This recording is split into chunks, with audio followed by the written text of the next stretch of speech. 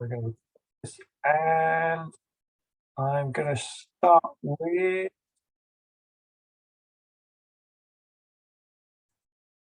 new screen. So welcome to the book launch, and here is the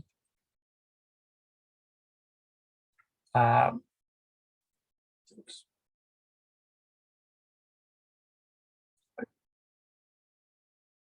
There we go.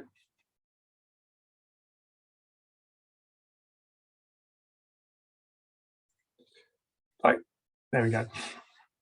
Too many buttons to work on. So welcome to the book launch. So what I wanted to really start with a little bit about me. For those that haven't sort of come across me before, you know, this is actually my third book. I've written two. One took about 4 years to write, the other one about 6 months. This one I started in the start of the first lockdown. It took me about a year to sort of get it through. And so I really do enjoy getting my ideas out into paper, hopefully for other people, for all of you guys and everyone else to read it, into prosperity. My background was both my parents had businesses back in the 80s, gave a really good job to start a business. Mum started one from scratch, and I suppose it was during that time that I got into golf. My dad, being a business person, joined the club, and he started playing, got me into it at the age of 12. But unfortunately, he did his back in after that year of playing and really played again. And that was the end as well. After that, I only played every other once a year, people's birthdays, parties, and that was it really. So picked a golf club up every now and then. Enjoyed it when I played. Never really got into it. As I'll explain in the book, I didn't really get back into golf until I was about 38 years old. I wonder why I'd sort of wasted all those years not playing it, because I've been addicted and to this day really love it. My journey then took me into accountancy, became an accountant working with a number of business people, and then eventually finance director, working for fast growth companies. And, that was the enjoyment of that got me into becoming a freelance FD, and I loved it. Really helping business grow quickly. Did that for many years. Got to a point where I realised that I didn't want to do it anymore. I needed a bit of a career break, so I took the chance to take a year out and do my Master of Business. Really to go and find. I wanted to learn how to grow businesses. I've done it many, many times. I really wanted to understand how we went about building a business. And I thought, I could go and do a university degree, also play golf at the same time, and get back into doing golf. Unfortunately, I didn't realize how intense doing an MBA, 2-year MBA 9 months is, and I actually only managed to come around in golf during that time. I then joined up with Action Coach, the world's largest business coaching organisation, been going back 30 years, and really using a lot of sports psychology to bring it into the business world. And that got me really into the understanding of neuroscience, psychology, why people are successful and why some people aren't successful. And spent many years sort of building my practice up. Coaching, still not very much golf, because very focused on the business. And then about 10 years ago, realised that a lot of clients, a lot of people with my networking circle were playing golf, got back into playing on a regular basis, and that was when I really got addicted to it, and really got into it, working with a coach to sort of bring my handicap down. And, I'm pleased to say that I'm now single finger handicaps. Always wanted to be better, so I think that's golf. And started my own golf networking group, joined a great organisation, did the same called Full Biz. So some of you guys will know about the Full Biz network. But really, out of all of that came the ideas of this book. And that's really what it was, you know, concepts that I was using through my learning within business, within sports psychology, and then for a lot of clients using sport as a sort of analogy of what was going on, because I found that games are a reflection of behaviour. How we play certain games, how competitive we are in games, is often a reflection with our own personal lives, especially business. So I think a lot of my clients were into sport of some description, uh, enjoy the competitive nature of it. So using analogies of those sports playing into a business world really, really powerful for me. And I was using, a lot of that within the golfing. So if this business was a game of football, if this business was a round of golf, what would we be doing? How would we be looking at things differently? And then the other key thing was this sort of whole factor of mastery takes 10,000 hours. If you want to be good at anything, you've got to dedicate at least 10,000 hours to actually mastering that those habits. So really what it is those 10,000 hours, is how can we speed up? Can we actually understand what we actually do? And it's not about, they say about sort of practice makes perfect. If I spent 10,000 hours practicing, then we're good at something. Well, the reality is no, because it's 10,000 hours of perfect practice, understanding what you're practicing. That for me is why people take on coaches. That's why I take on, within my games, within my business, why my clients take on myself as their coach.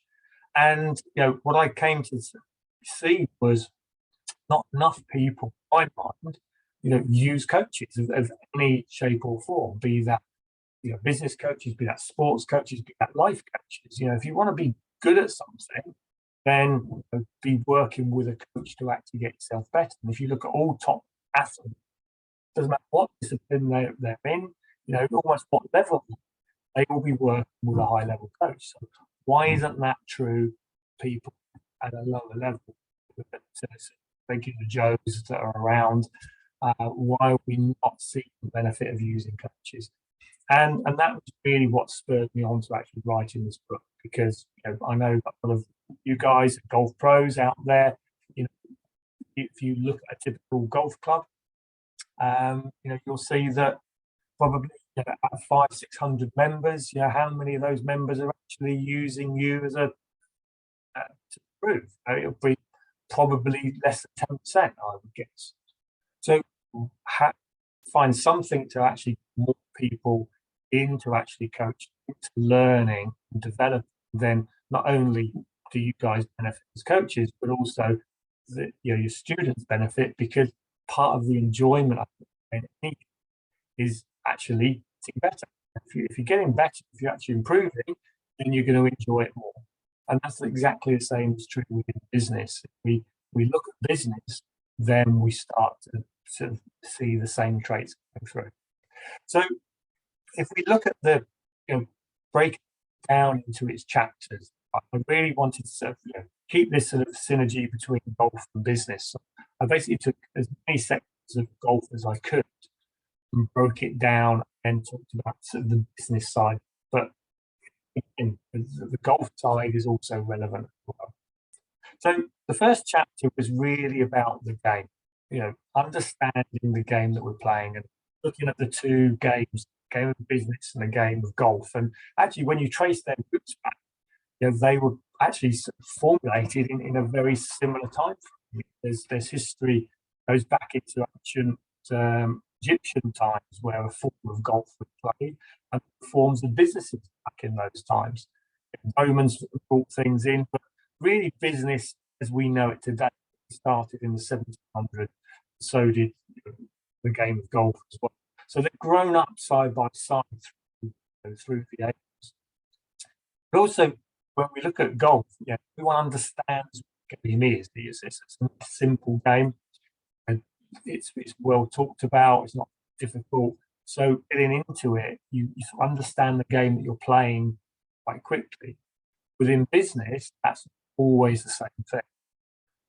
Sometimes people are in business not really sure why they're in the game in the first place. Maybe they're forced into the game through redundancy.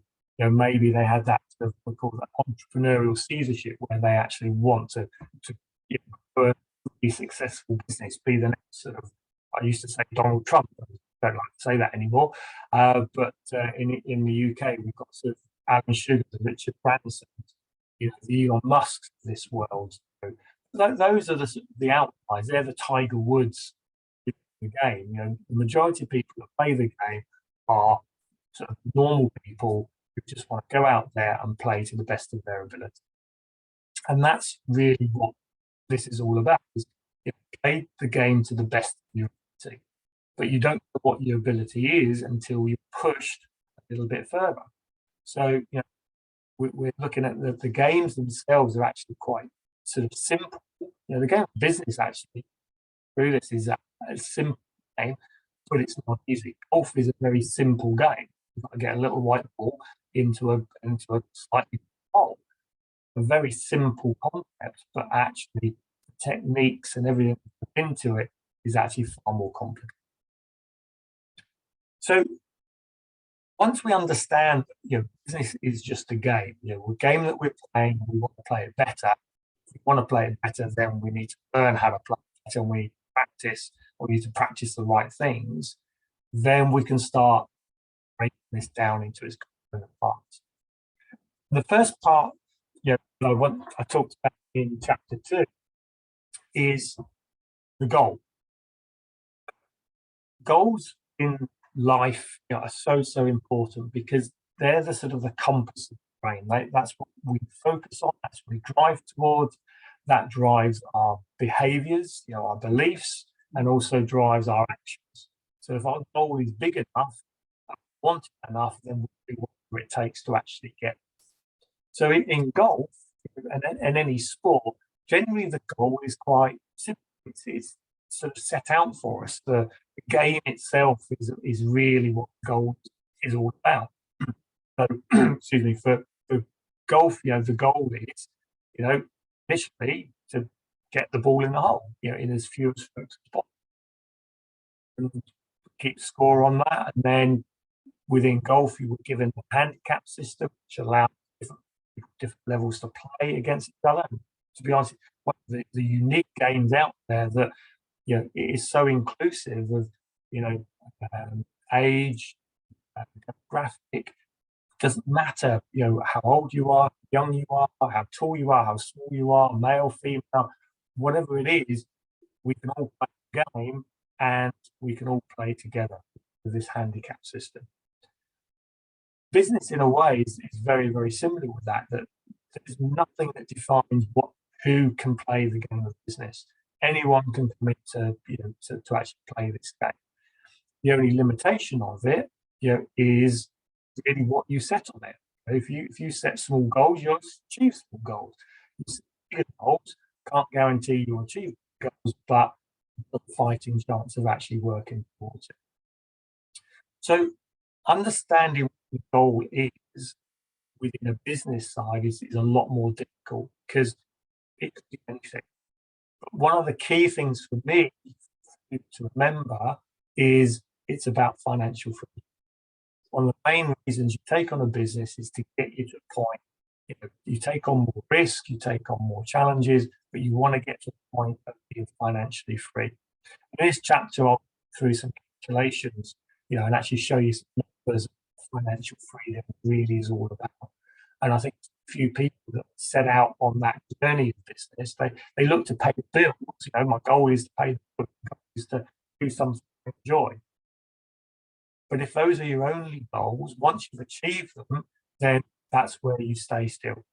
And for a lot of businesses, they sort of static, hit a certain level, and then they don't go any further. And I did some statistics a few years ago of the number of businesses in the UK. I'm sure it applies across the world as well. But 98% of limited companies, corporate companies in the UK, be less than £1 million turnover. Employ less than 10. 98% employ less than 10 people. So on one hand, that's the strength of so many of these micro businesses out there, but also shows that actually what it takes to grow, to get across that hurdle, to become a multi-million pound business is very, very difficult. And so few businesses actually achieve it. Now, one of the biggest reasons I believe is only a few of those all the businesses actually want to do it, actually set their goals that much higher. And the same will be true within golf. Within golf, if you took it, the number of scratch handicappers against all of the handicappers out there is probably a similar percentage, 1 or 2%. Few people are of the single figure handicaps. The majority of players, I think the average is around about 18 handicap across the board. So we all get to choose what goal is we're after. And that's it. We've got infinite choices there, and sometimes struggle with setting our goals. So the first thing within golf is set your goals. What is it you want out of golf itself? Within business, what is it you want out of business? Because both can actually achieve that if you're willing to work it. And that really brings me on to the third chapter, which is what type of player you are. Okay, and I looked at this, and what I tried not to do in this would be derogatory in any shape or form, because I know some people that love playing golf. They have no interest whatsoever in reducing their handicap. In fact, they quite like in a higher handicap because they can compete and they can actually play the game. And it takes the pressure off. If they come to play the game, have fun. But there's other, and I knew that myself. I was sort of a little bit sort of different to a lot of people. I knew that I practice. I'm going to the driving range. I watch YouTube videos. Some of the guys about. I'm glad to see people like Shields. He's got 2 million followers now, so I can't be the only one that's just watching these. So I like that self-development, but I can see I wasn't the same as other other players out there. So I had to sort of think about this. For me, it came down within golf. There were 4 levels. There's the beginner level. The guys and gals have just taken up the sport, and at that stage, it's quite exciting. Everything's a bit new. We know that we're not particularly good, so the expectations aren't really that high. But we put a lot of effort to it, and we love that early start where we're sort of learning. We hit a ball, we hit it well, and it's a bit of a surprise, and it goes well. And the same really is true within business. Those guys that are gals that are starting their businesses. I remember when I started my first business, it is exciting. You're up, sort of, you're learning, you're studying. How do I do this? You're asking people how to do things. But beginning, anything can only take you so far. At some point, you're beyond sort of the beginner level, and then you start to have a choice. Now, for most people, they want to move on to the improver level. Okay, so now I've decided I want to commit a bit of time and effort to this, so I'm actually going to work a lot harder. I'm going to put a bit more effort. I'm going to take some coaching lessons. I'm going to learn some skills. And the improver level, it will take you to where you want to get to. So that's why I said the goal is so important. If you only want to break 100, and that's all you want to do, then you'll improve until you get to 100. If in a business, if you want to build a business that turns over 500,000, as soon as you get to 500,000, that's where you'll stop. So that improver level is good to a certain point. And then there's a gap in that because a lot of us look at the people at the top of the games and start watching golf on TV. We see the professional play. In business, we look at the sort of the Alan Sugars, the Richard Bransons, the Elon Musk. We see these people because they're visible to us. These people right at the top of the game. And for me, they're master level. They've mastered the game. They've 10,000 hours. They've put the effort in. So we see ourselves down here, and we look at the people above us, because they're the people that are visible. And there's, we say, oh, great, it'd be great to be people like that.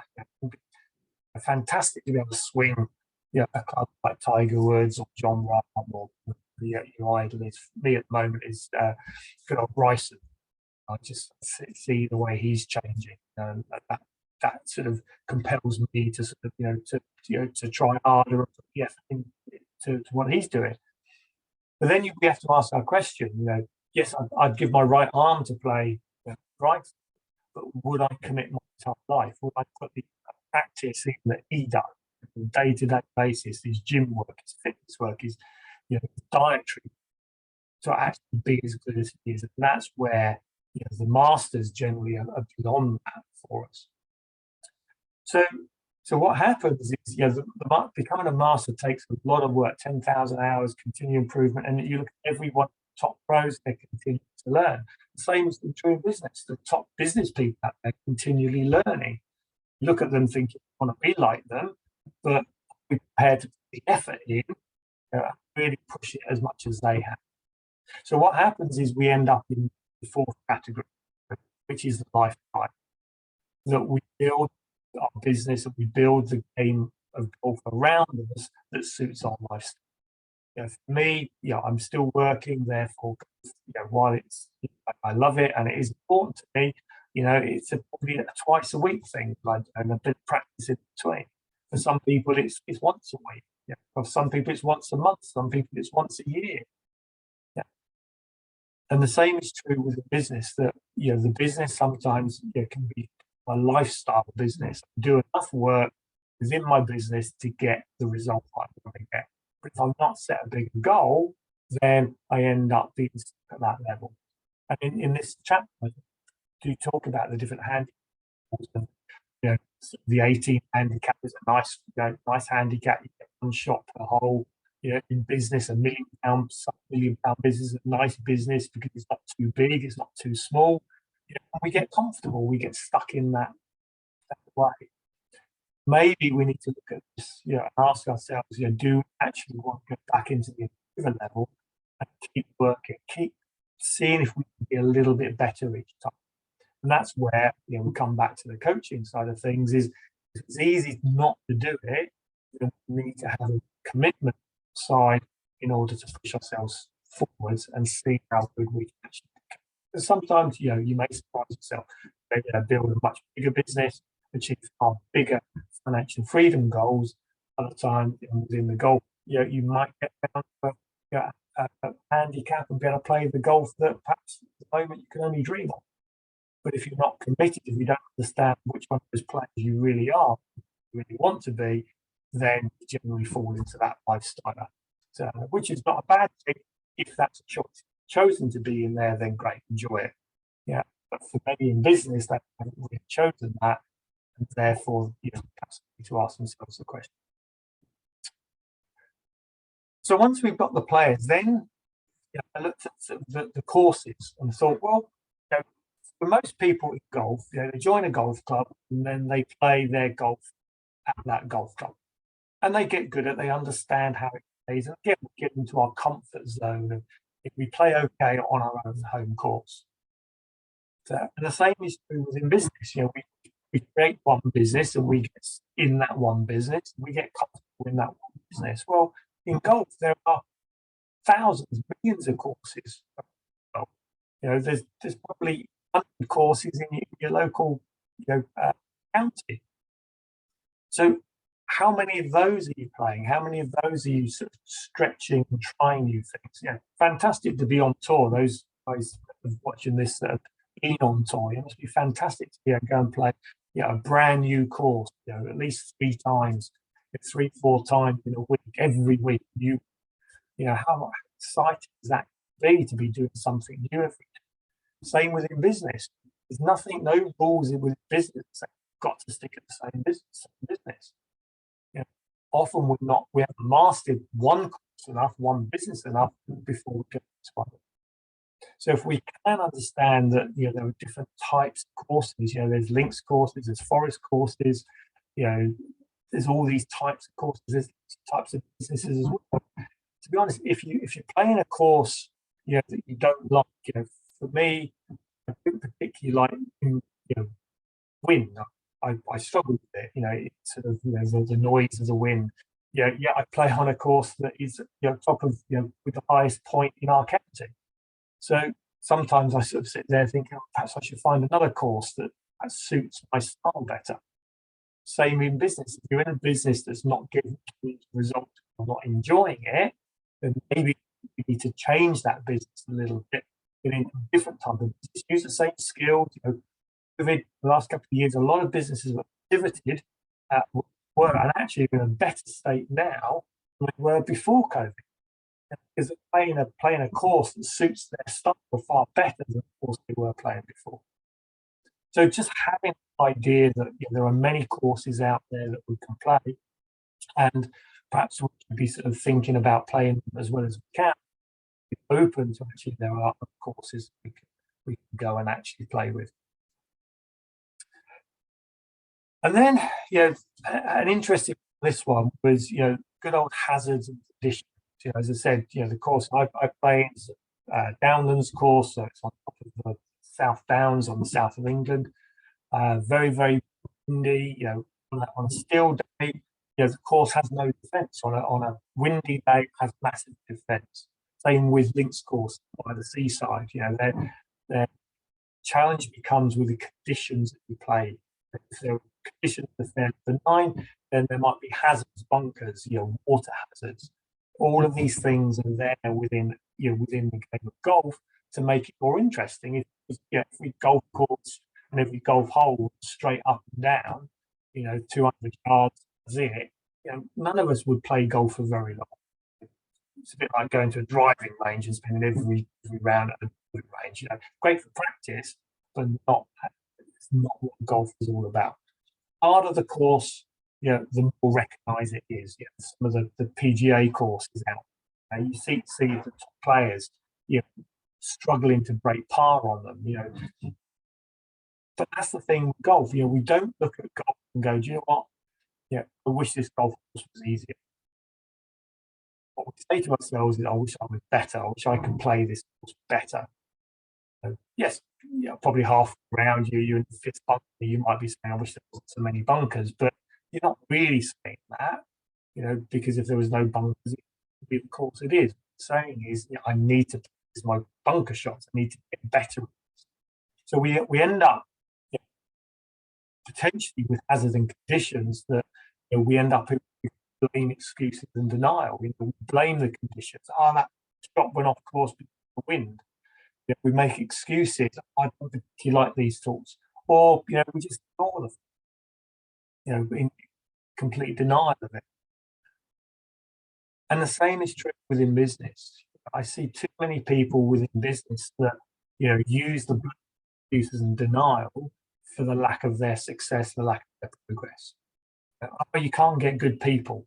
It is tough at the moment. Certainly, anyone trying to recruit in the UK, probably around the world, it is a tough market. The wind is blowing really, really hard at the moment. So if you want to be good at recruitment, you've got to be better at playing in those conditions. Importing, exporting, we've just gone through, or going through Brexit at the moment. That game is a lot harder. The bunkers are much bigger. There's more water hazards around. You can't, in business, the same as golf, we cannot sit there blaming the conditions and the hazards. We've got to accept it. We've got to know that we'll probably fail more. But failure is a place where we learn. Mustn't be scared of failing. If we go into golf and we're scared of failure, then you're more likely to fail. That shot where you go, I mustn't hit in the water, mustn't hit in the water, and guess what? You're going to hit in the water. Same within business. If it's more you focus on the fact that I can't find good people, I can't find customers, I can't find finance, the more closed-minded you'll be about finding it. So we've got to actually work on that, and I'll do a bit more on that when we come to mindset.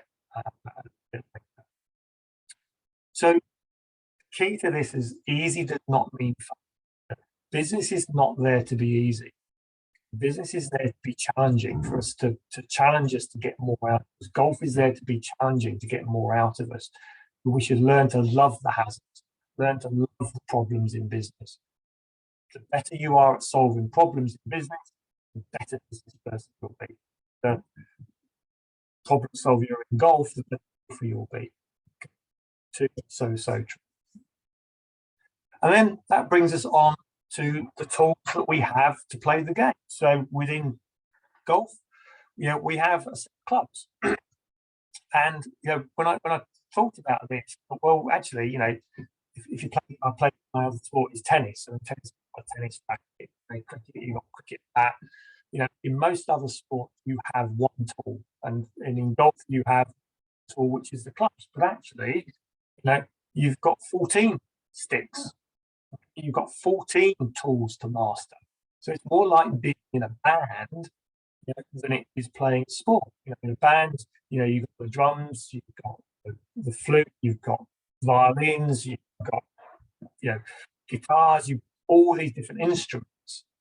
If you wanted to play really, really well, you have to master all of those instruments. And how many musicians, are really good at every single instrument they could possibly play? We've got 14 when we play golf. And to be honest, I thought, actually looked at it, I thought, actually, if you boil it down, there's 4 types. There are our woods, there's our irons. You could split that to long and short irons, but we'll call those irons. Got your wedges, the short game, and then you've got your putting. So within golf, it breaks down to 4 areas. And in business, the same is true. In business, there are many, many skills that you need to learn. Okay, it's a multifaceted, disciplines, and to master them all is very, very difficult. What it boils down to in business is you've got 4 again: finance, understanding your numbers; you've got sales and marketing, bringing in; you've got operations, doing the work; and you've got the people, which is about building a team around you. And the one thing within business over golf is the fact that you can actually employ people. So if you're not great, one of those, because you're good at finance, then bring in a finance expert. That'll be like playing golf and say, well, I'm not really good at chipping, so I'll bring in the best. I'll bring the best chipper in the world at the moment. I can't remember who it was now, but the best putter. So I'll bring the best putter in, our best chipper, but bring the best off the tee in. Maybe it's just a particular shot I could bring the best person. Just imagine around the golf with the best person, what score you could actually achieve with golf. You can do that. Well, imagine what you could achieve in business if you could achieve that as well. If you could recruit the best person in sales, finance, operations, being a team, then what could you build? I think that's what the top business people, when you look at those people at the top of the business, that is what they're good at. They're not trying to be all things and learn every skill. And they're actually able to sit back and build a team around them to play the game at a much higher level than they do. Then we come on to the rules. So every game we play, from Monopoly through to golf, computer games, doesn't matter what game it is, there are always rules to be played. And like below them, you have to have rules to enjoy the game. If golf had no rules, it wouldn't be the game it is today. The fact that it has got a rule book, and I did look at it once, and it's massive. In a professional game, you've actually got an interpreter of those rules that goes around with the players, because they can't keep in mind all the rules for all the services. So rules are really key to actually help you to play the game better and to enjoy the game. But in business, there are some set rules, like taxes, employment law, commercial law. There are certain rules that are set by the outside. But in the game that you play, whatever business you're in, there are no rules. You can do what you want. So what we have to do within business is we have to get good at setting our own rules. We have to understand we're playing a game within a game. Okay, so we've got to really look at setting our own rules and how we do that within our business. And key ways we set our rules and how we do it is the systems and processes that we install in the business, how we go about certain things. You know, our CRM system is a set of rules, how we input data. Our account systems are a set of rules, how we keep the numbers. Operationally, you know, ERP systems, MRP systems, these are all systems that are built around to say this is how we do things here. In HR, you know, we have culture, we have values that, you know, that need to be abided by within the company as well. So I call this the McDonaldization of a business. So McDonald's, if you watch the film, The Founder, it's a great one, or read Ray Kroc's book, one of his key things was taking something that was, you know, was being done very well, systemize it and replicate it. So now you've got McDonald's across the world. They consistently provide, you know, a quality product at a cheap price. And you know, going into that and changing those rules. If you don't want to play by McDonald's rules, then don't play the game. You know, people go in, they don't like it, they leave. That's fine. There's enough people that want to come in and play by the rules. Same with golf. If you don't like the rules of golf, don't play the game. So, but in business, with the business owner, the management team are the ones who set the rules. And once you've set them, you have to police them. If you don't police the rules, then people will start creating their own rules. That's what I love about golf, is get their own rules. The people who play the game, yeah, enforce the rules. You know, you call each other on it. If you see, you know, playing partner move his ball to a better place, you know, you call them on that. For most part, people play by the rules. So with business, are your team members, you know, calling the rules? We understand the rules enough to account to. Very often they don't. They don't understand the rules. They do it their own way. Everyone's doing it their own way, and that's why so many businesses fail to grow, because, you know, fundamentally they're broken. There's no specific rules that are being applied across the board. So the other thing that is say another great analogy within golf in the business world, that, you know, when you go out and play golf, you know, if you're playing with friends, if you're playing competitively, you keep score. Okay, it's down to you as a player to actually keep the score. And, you know, for me, you know, I go out, I look at the score at the end of the round, you know, and I judge myself based on that score. Now, the guys that I play with will often judge. If I've played really, really well, then judge me and call me a bandit. If I've played really, really badly, you know, they'll sort of generally be nice to me. I'll be hard on myself because I knew I could have played better.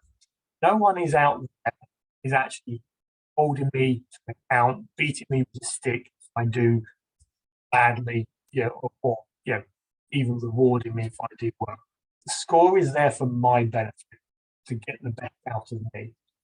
And yeah, again, handicap system, you know, with all the world handicap way of recording now, we can keep track of those scores, and, you know, all those scores add up, and we get our handicap, which gives us our performance over a certain period of time. If your handicap is coming down, you're performing better each time. If it's going up, you're getting worse each time.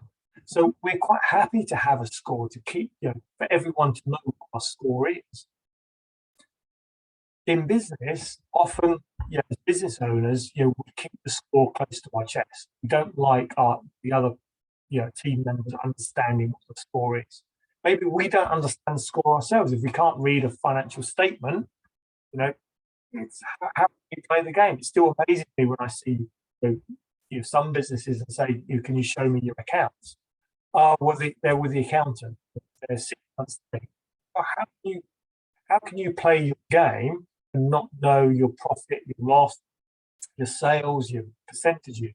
How can you play the game of business without knowing those numbers? That's like playing a game of golf, you know, and then sort of being told 6 months later what your score was. Well, you wouldn't play the game for very long if that delay within what you do and what, yeah, how you score. So within a business, what gets measured gets improved. If you can measure it, then you've got a chance of improving it. You can look at the areas. If you really break golf down, you'll see this on the Sky, reports. Number of fairways hit, greens in regulation, how many putts, how many chips. They're breaking the game down into its component parts, and then measuring all of those, and then improving each one by a small percentage, and then building back. That's exactly what we need to do within business. Business, as we see, is multifaceted: finance, sales, operations, people. There needs to be scores in all of those areas. We need to break it down into its component parts, see if we can improve it, build it together, measure it all. So, and that's really where I see one of the biggest flaws in the majority of small businesses is they're not scoring themselves in the things in enough areas. And therefore, if you're not scoring, you're not keeping track of those numbers, then you don't know how to improve.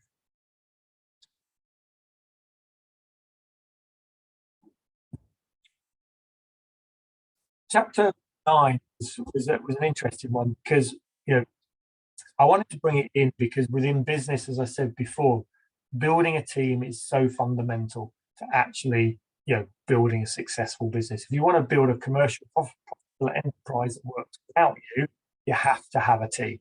You have to build a team around you. In golf, generally speaking, golf is a solo pursuit. You go out there, you play on your own. That's it. So I wanted to take a little bit of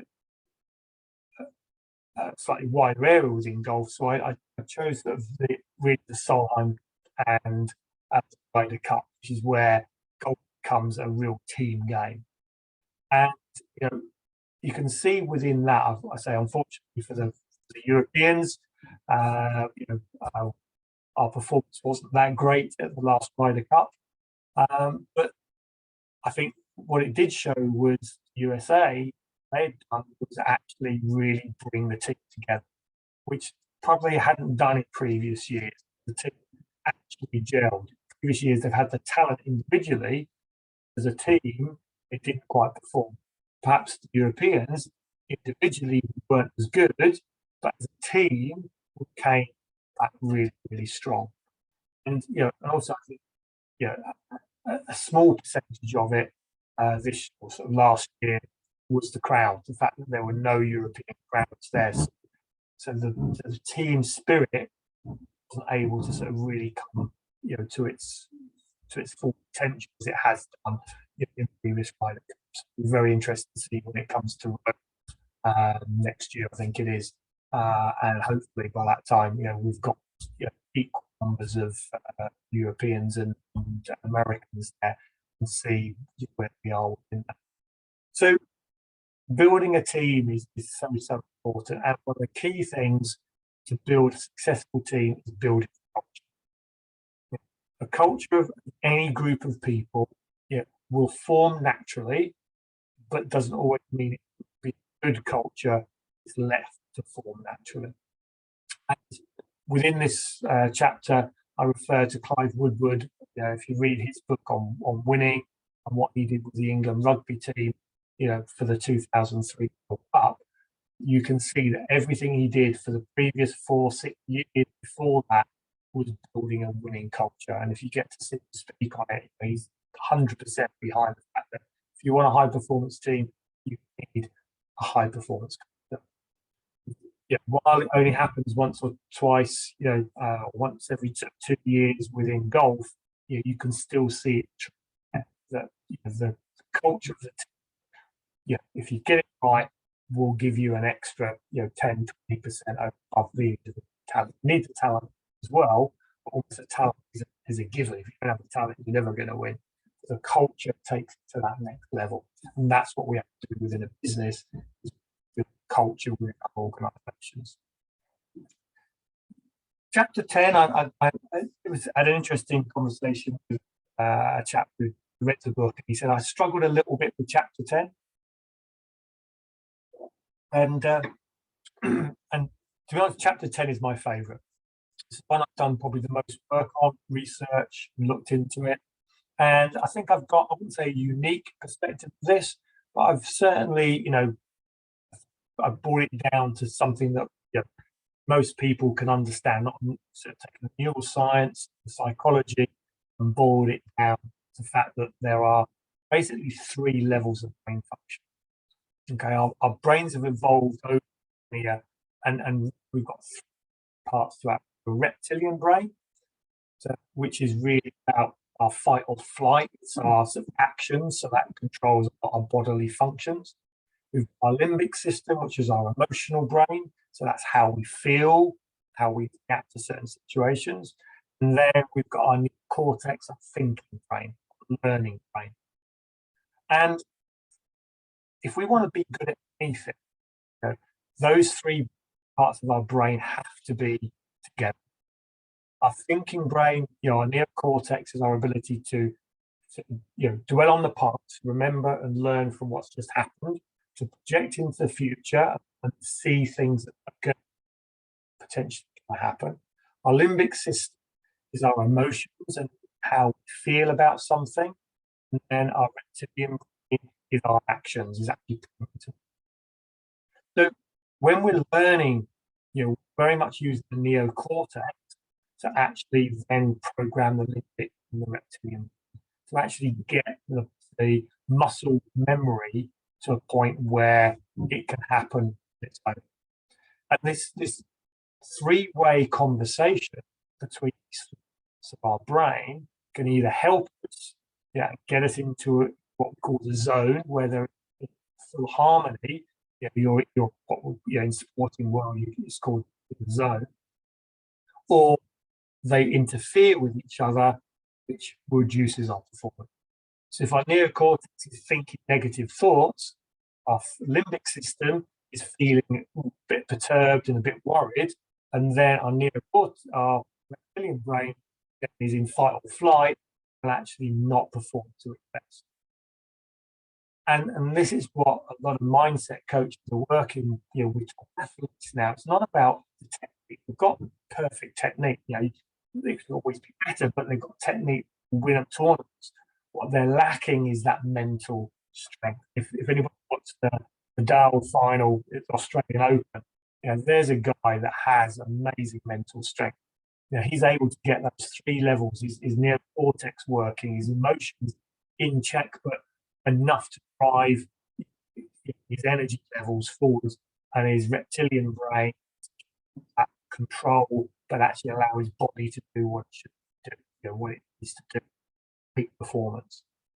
So this particular area, there's a lot of detail in this chapter, and you probably need to get a few times to really get to the insights, and hopefully lead that on to other like Dr. Steve Peters, the chip paradox, another really good book about these three parts of the brain, how they interact, how we need to make them work for us rather than against us.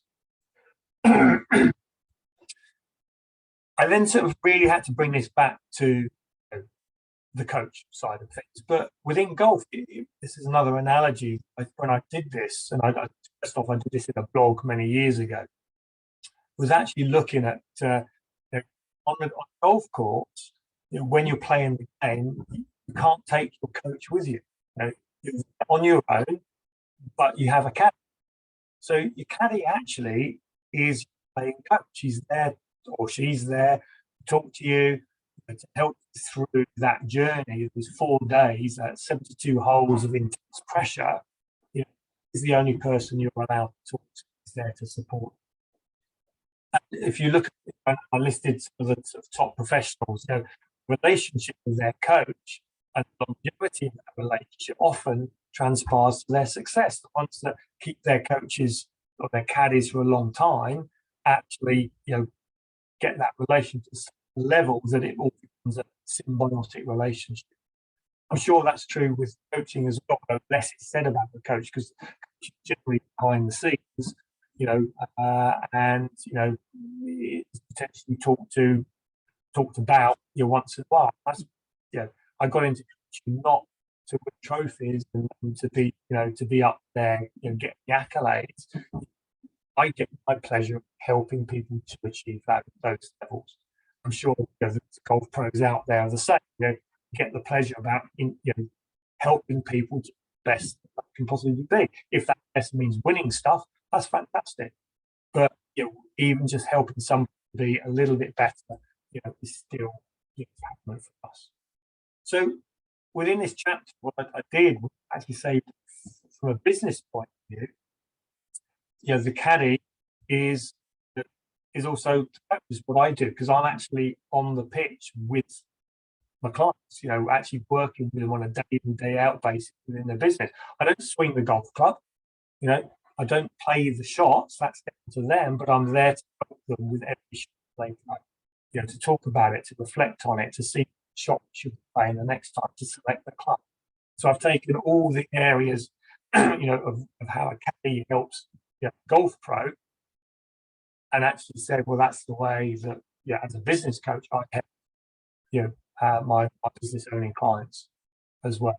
So, except the one thing I did say that as a coach with my clients, the one thing I don't do is clean your balls. It's down to you.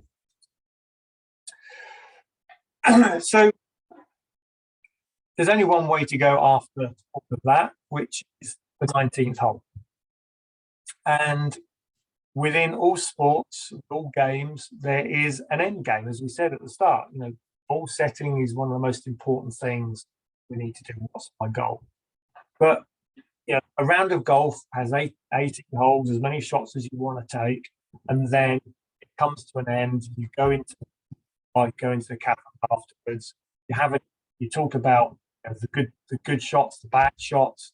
You generally do it with people that you know and like, and that's what games are about. Once we play the game, we finish the game, we go and enjoy ourselves. And then tomorrow or the next week, we come out and we can play the game again. So there's always this break of playing the game intensely, stopping, relaxing, enjoying, coming back, playing the game, and on it goes. So not all games come to an end. All games are also infinite.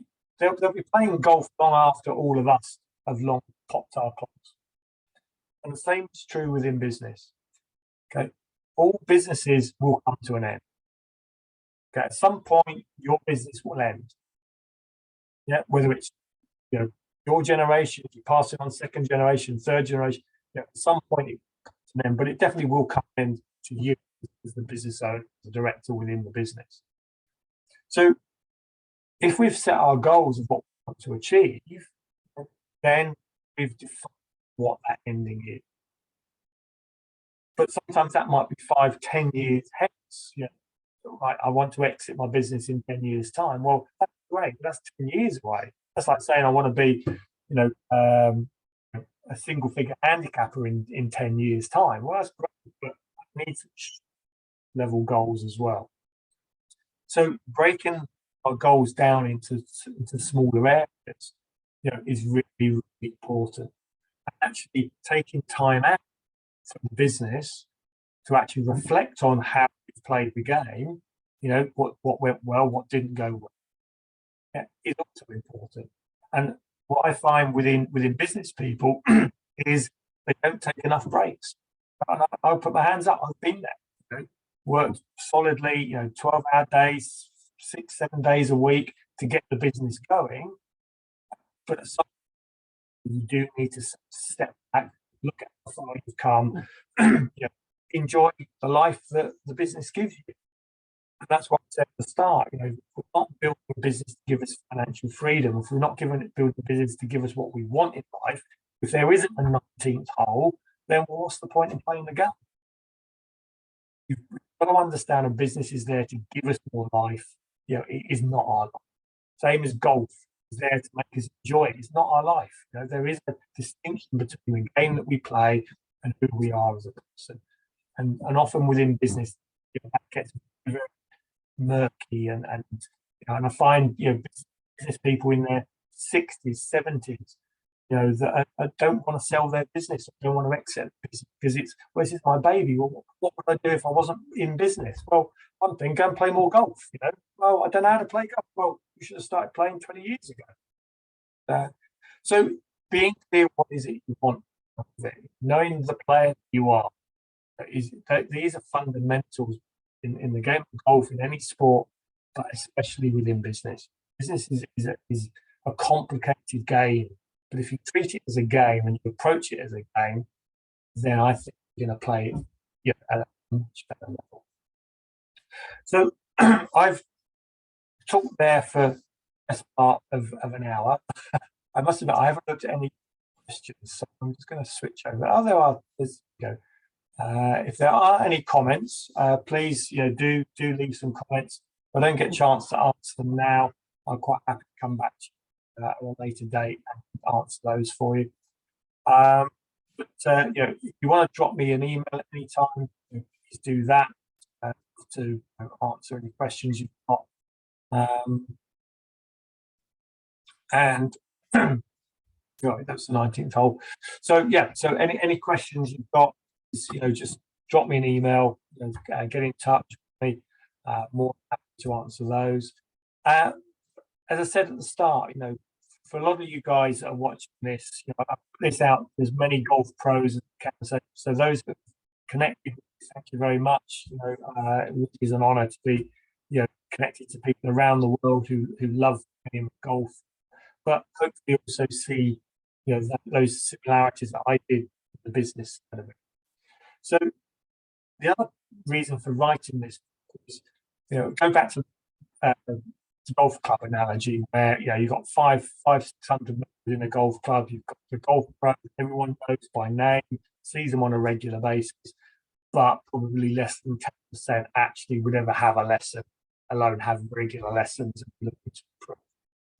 So what I thought within this is, the way I've written, hopefully you'll find when you read it yourself, is it should get people thinking about actually improving golf. And actually saying, do you know what, I do want to be better at golf. I do want to enjoy the journey of actually moving my golf forwards, and actually relish the idea of having, regular lessons, the lesson, just coming back, but whatever, whether they're a player, whether they're the media, or they want to be a master, to actually say, by reading that book, I do have some lessons, and hopefully, if you've given that book out to people, they'll come back to you and have more lessons. So if you do want to sell the book, I've given most people an Amazon link, so you can buy it on Amazon. Just buy the first copy. I'd love it if you were to stock this in shops, in pro shops, in your training facilities. Have a few copies in there that you can sort of give out to people if you wanted to sell to them. I'm quite happy to sort of talk about. I can get sort of, batch copies of these sent out to you directly from the printers. So you can buy them on Amazon, but you get money on Amazon. I can sell them to you at cost, and then you put a mark on that and make a bit of money for yourself. My perspective, the more people that see the book and read the book, the better. So I didn't write this book to make a million. I just want to get it out to the hands of a million people. That's what I can. So if you're a golfer watching this, then please grab a copy, and enjoy learning to play the game better. And that's the fantastic thing of this game that we have, that you can practice on your own. You can go to the range. You can get an indoor. The indoor technology now is fantastic. The last lesson I had, a video of me and a little stick man of all my movements, my degree angles. I love that side of things. So that to me just takes the game to a whole new level. What Bryce is doing as well it's just fantastic. And if you're a business owner that plays golf, you don't play golf, you probably aren't watching this. They do both. Work on your golf game, but also work on your business. Find a coach to help you the game better. If it's me, fantastic, but it doesn't have to be me. If you've got coaches local to you, give them a call. Talk to them about what they can bring to the table. Because from my perspective, every golfer there will benefit and enjoy working with a coach. I believe that with my hand on my heart, business owners, every business owner out there would benefit and enjoy working with a coach to actually allow them to play the game at a high level. So if you do want to chat, please, email me, kevinstansfieldcoach.com, find me on LinkedIn. The books are there. I was thinking I could actually communicate to you on the chat box on Zoom, but obviously this is going out through LinkedIn. So if you do put a message in there and want to get up to me, then I'll always respond to that. So thank you very much for coming along. I do hope whether you watch it live or whether you watch it recording, really see the essence of trying to get across in this book. It's not a big book, it's here's a copy of it. It's a very simple read, so it shouldn't put anybody off. If you're not a big reader, then please do grab a copy, do read it, do share it. Once you finish it, you give it away. As many people in this get to love golf, get to love business. Hopefully, that invest their time, a bit of money within finding a great coach for them. Thank you very much. Have a great evening, and hopefully speak from you soon. Take care. Bye for now.